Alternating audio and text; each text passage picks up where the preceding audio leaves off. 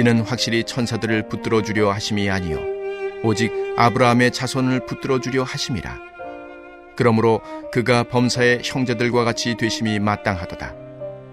이는 하나님의 일에 자비하고 신실한 대제사장이 되어 백성의 죄를 속량하려 하심이라. 그가 시험을 받아 고난을 당하셨은즉 시험받는 자들을 능히 도우실 수 있느니라. 아멘.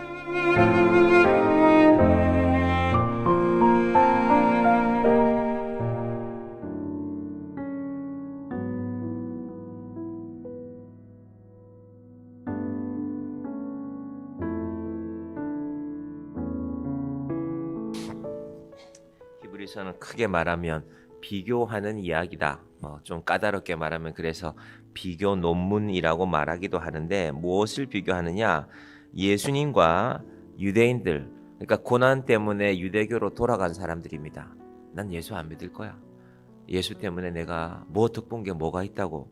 그런 의미로 사실은 이 정도가 아니라 콜로세움에 갇혀 있던 사람들은 그 자리에서, 우리는 보통 콜로세움에서 사자밥이 된 것만 생각하는데요, 사실은 훨씬 더 끔찍한 일이 있습니다. 어쩌면 사자밥이 되는 것보다 더 끔찍한 일입니다. 모든 유대인들이 도덕적으로 로마 사람들보다 깨끗했거든요. 그러니까 로마 귀족들은 그림들을 보시면요, 성적으로 거의 타락해 있었습니다. 그래서 로마 귀족들 스스로가 생각했습니다. 아유, 내가 아들이 있는데 결혼시킬, 우리 아들이랑 결혼할 여자가 없네. 자기들이 타락한 행동을 하면서도 그 다음을 생각하는 것입니다. 도대체 이런 로마가 그 다음에는 손주들이 태어나면 어떤 애들이 태어날까? 여자 쪽에서는 마찬가지입니다. 내 딸이 있는데, 야, 내 딸이랑 결혼시킬 로마 남자가 없네.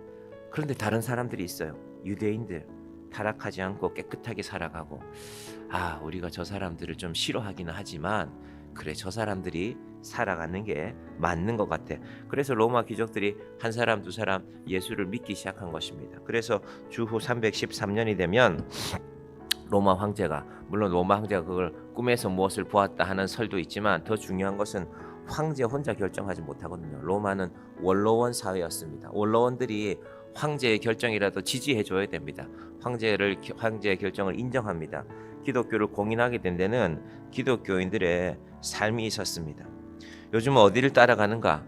교회가 세상이 교회를 따라오는 것이 아니라 교회가 세상을 따라가거든요. 여러분 잘 보시기 바랍니다. 우리 남아있는 문화 가운데 아마 제일 중요한 것은 역시 결혼식 문화 아닐까요? 장례식과 결혼식 두 가지가, 우리 유교 사회에서는 관혼상제라고 해서 이제 더 다른 일들이 있었지만, 지금은 결혼식, 장례식 두 가지가 남아있는데 점점 세상을 따라갑니다. 결혼식도 이제 목회자들 주례하지 않는 결혼식이 많죠. 장로님 아들, 딸들도 그런 경우가 많습니다. 또 하나는 장례식도 변해가고 있습니다. 요즘 신문에 보면 그런 기사들이 가끔 납니다. 가족끼리만 홀로. 근데 곰곰이 생각해 보면 제 입장에서는 그렇습니다. 한 가정이 탄생하는데 하나님께서 함께 하시지 않으면 도대체 어떻게 가정이 시작된다고 생각할까? 혹은 한 사람의 인생이 이 땅에서 끝이 났는데 하나님 앞에서 예배하지 않고 그 장례식이 끝이 나면 이것이야말로 얼마나 불안할까? 그래서 사실은 불교 장례식 가면요, 많은 걸 해줍니다. 49일 지났다고, 아유, 당신 부모님 돌아가신 지 49일 지났으니까 49제까지. 그게 신 앞에서 하는 행동인 것 같지만 사실은 사람을 위로해 주는 것입니다. 많은 것으로 나를 찾아주는 것입니다. 자, 히브리스 말씀을 잘 보면 그런 모든 것들에서 자유한 것이 바로 예수님을 섬기는 것입니다. 유대인들은 자유하다고 말하지만 사실은 매여서 살아가고 있습니다. 무엇에 매여 있을까? 오늘 이제 남은 세 가지를 볼 텐데요. 자, 16절 보시면, 이는 확실히 천사들을 붙들어 주려 하심이 아니요 오직 아브라함의 자손을 붙들어 주려 하심이라. 유대인들은 자꾸 우리에게는 말이야 제사장들이 있었단 말이야, 선지자들이 있었단 말이야. 1장 1절 2절 3절에 나왔었죠. 그 선지자들이 이사야도 있었고 예레미야도 있었고. 그런데 실상은 유대인들은요, 말 잘 듣지 않았습니다. 이사야를 어떻게 죽였다고요? 톱으로 켜서 죽였다니까요. 나중에 가보면 그 고난들이 나오게 됩니다. 그래서 말은 듣지 않았지만 자랑하는 것입니다. 여러분, 사람들의 자랑을 잘 보면 뭘 자랑을 하는데 막상 본인은 잘 지키지 않아요.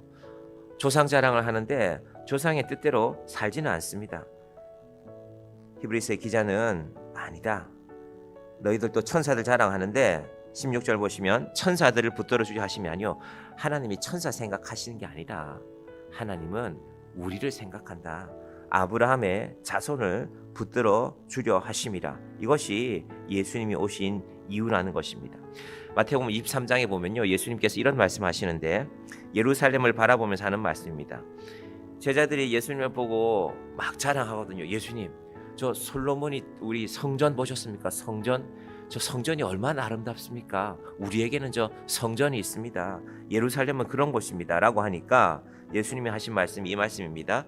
예루살렘아 예루살렘아 선지자들을 죽이고 내게 파송된 자들을 돌로 치는 자여, 암탉이 그 새끼를 날개 아래에 모음같이 내가 내 자녀를 모으려 한 일이 몇 번이더냐. 그러나 너희가 원하지 아니하였도다. 예수님이 이 말씀하시고 나서 약 35년 뒤에, 약 40년 뒤에 예루살렘이 완전히 멸망하게 됩니다.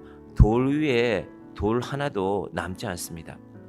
로마 장군이 예루살렘 성을 정복하기 위해서 소문을 퍼뜨렸거든요. 이스라엘의 솔로몬 시대에 금이 얼마나 많았는지 아냐? 그런데 그 금이 어디 있느냐 하면은 저 안에 들어가면 예루살렘 성전이 있는데 성전 돌 기초를 놓을 때 그 밑에 그 수많은 금들을 깔아 놓았다.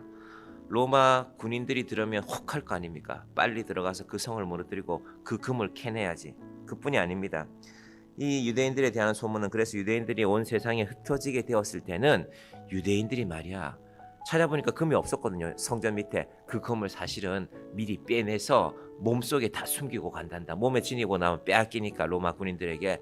그래서 그 당시의 기록을 보면요, 유대인들을 잡아서 옷만 벗기고 물건을 빼앗은 것이 아니라 배를 가른 기록들이 있습니다. 여러분, 이런 무서운 일이 그 땅에서 일어났습니다. 그들은 그들의 역사를 자랑했지만, 그들의 조상을 자랑했지만, 천사를 자랑했지만 헛된 것들에 빠져서 그런 고통이 있었던 것입니다. 그리고 또 하나, 예수의 뛰어나심, 이게 크게 보면 5번째인데요. 17절에 보시면 그러므로 그가 범사의 형제들과 같이 되심이 마땅하도다. 사실은 이 예수님이 이 땅에 오신 이유를 설명하는 6가지는 중복되는 부분들이 많습니다. 그가 형제들과 같이 되셨다. 이 형제들이란 예수 믿는 사람들입니다. 예수님은 분명히 우리와 다른 분인데 그분이 하늘에 앉아서 야, 너희들 좀 열심히 해봐라, 열심히 해서 좀 천국에 올라와라 하지 않으시고 내려오셨다는 것입니다. 뭐 하시러? 이는 하나님의 일에 자비하고 신실한 대제사장이 되어, 이제 제사 이야기가 나올 것입니다. 3장부터 제사 이야기가 아주 길고 중요하게 나올 것인데, 자, 선지자에서 천사에서 이제 제사장으로 넘어가는 것입니다. 제사장이 되어 백성의 죄를 속량하려 하십니다. 우리 드라마 같은 거 보면은 요즘은 드라마가 뭐 16회, 뭐 12회, 짧은 거는 8회 이런 식으로 나오는데 어떤 이야기가 하나쯤 전개되다가 마지막 부분에서 다른 이야기가 나오죠. 히브리서도 그렇습니다. 선지자 이야기하다가 이제 이 두 번째 천사들의 이야기로 연결이 되죠. 하나님의 뜻을 전한다는 뜻에서 연결이 되는 것이고요. 그리고 천사들의 이야기를 하다가 이제 제사장으로 넘어갑니다. 왜냐하면 제사장도 선지자와 관련이 있거든요. 짧게 말씀드리면 선지자는 하나님의 입장에서 뜻을 전하는 사람입니다. 왜 선지자를 보느냐면은 말을 안 듣기 때문에 내가 그래도 누구도 좀 보내보고 누구도 좀 보내봤는데 말을 듣지 않습니다. 그래서 결국 하나님께서 선지자들의 역할을 멈추게 하실 때가 있습니다. 왜? 보내도 소용이 없으니까. 그리고 그 다음 길을 여는 것이 제사장들입니다. 제사장들은 백성의 입장에서 하나님, 우리가 죄인인데 제사를 통해서 하나님께 나아가기를 원합니다. 이것도 하나님이 길을 열어놓으셨으니까 그 제사장의 역할, 그러니까 예수님은 가만히 생각해보면 선지자의 역할, 모든 선지자보다 뛰어나시고, 그리고 이제 제사장으로서도 예수님만이 진짜 제사장이라는 얘기를 이제 3장부터 해 나갈 것입니다. 그리고 마지막 6번째가 뭐냐 하면요, 예수님이 이 땅에 오신 이유에 관한 설명입니다. 2장 18절 보시면 그가 시험을 받아 고난을 당하셨은즉 시험 받는 자들을 능히 도우실 수 있느니라. 아무런 아픔이 없는 사람이 괜찮아 잘 될 거야, 회복될 거야가 아니라 가만히 생각해 보니 혹은 자기 아픔을 밝히지 않아도 되는데 아유 사실은 말이야 나도 그런 일이 있었거든. 그러면 위로받는 사람의 의미가 달라지죠. 아니 이분은 멀쩡한 줄 알았는데 아무 일도 없는 줄 알았는데 정말로 이분에게도 그리고 또 하나 아니 이분은 그런 얘기 나한테 하지 않아도 되는데 아무도 모르는데 정말로 그래? 고난을 당하셨은즉 시험 받은 자들을 능히 도우실 수 있느니라. 아무 아픔도 없는 사람이 내가 하나님의 아들이거든. 내가 능력이 있거든. 내가 너희를 도울 수 있어. 틀린 말이 아닙니다. 하나님의 아들이기 때문에. 그런데 그분이 고난 가운데서 십자가 가운데서 우리를 도우시는 분이다라는 6가지 이야기를 하는 것입니다. 정리해 봅니다. 여러분은 성경 구절로 확인해 보시기 바랍니다. 첫 번째는 예수님께서 이 땅에 오신 이후 첫 번째는요. 2장 19절에서 말씀드렸습니다. 뭐라고요? 마지막 구절에 2장 9절에서 사람을 위하여 모든 사람을 위하여 죽음을 맛보려 하심이라. 두 번째가 2장 14절이었습니다. 마귀를 멸하시며. 그럼 마귀는 오늘도 우리에게 무언가 시비를 걸 것입니다. 우리가 예배 잘 드리고 교회 가는데 집에 가는 길에 그럴 수도 있고 직장에서 일하는 가운데도 그 마귀를 멸하시러 오신 분이 예수님이시다. 세 번째는 15절입니다. 종로로 타는 자에게 자유를 주기 위해서. 여러분 우리는 예수를 믿지 않으면 무엇 하나에 매여서 종로를 탑니다. 명예라는 것에 매여서 평생을 그거 하나 얻겠다고.